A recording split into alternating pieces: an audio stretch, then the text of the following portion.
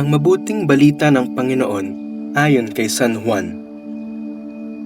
Noong panahong iyon, sinabi ni Jesus sa kanyang mga alagad, "Ang tumatanggap sa mga utos ko at tumutupad nito ang siyang umiibig sa akin.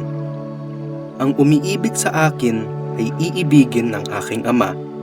Iibigin ko rin siya at ako'y lubusang magpapakilala sa kanya." Tinanong siya ni Judas, hindi ang Iscariote, "Panginoon, bakit po sa amin lamang kayo magpapakilala ng lubusan at hindi sa sanlibutan?" Sumagot si Jesus, "Ang umiibig sa akin ay tutupad ng aking salita. Iibigin siya ng aking Ama, at kami sa kanya at mananahan sa kanya. Ang hindi umiibig sa akin ay hindi tumutupad sa aking mga salita. Hindi akin ang salitang narinig ninyo, kundi sa Amang nagsugo sa akin. Sinabi ko sa inyo ang mga bagay na ito samantalang kasama pa ninyo ako. Ngunit ang patnubay, ang Espiritu Santo na susuguin ng Ama sa pangalan ko, ang siyang magtuturo sa inyo ng lahat ng bagay at magpapaalaala ng lahat ng sinabi ko sa inyo." Ang mabuting balita ng Panginoon. Pinupuri ka namin, Panginoong Hesukristo.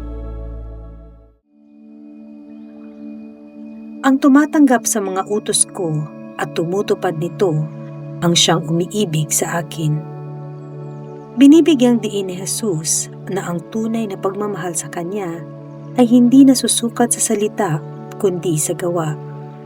Hindi sapat na marinig lamang natin ang Kanyang mga utos. Kailangang isabuhay natin ang mga ito. Ang pananampalatayang walang gawa ay parang isang bahay na itinayo sa buhangin, madaling gumuho sa gitna ng pagsubok.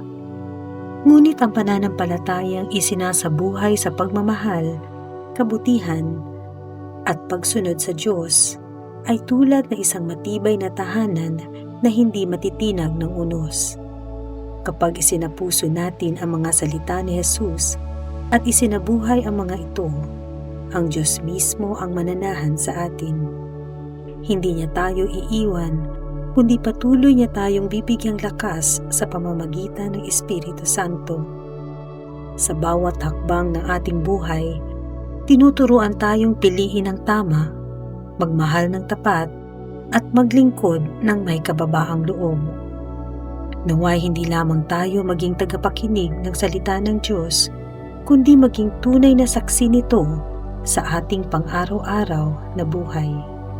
Sa ating mga kilos at desisyon, ipakita natin ang ating pananampalataya upang mas lalong mahayag ang pag-ibig ng Diyos sa ating tahanan, sa lugar ng paggawa, at saan man tayo naroroon.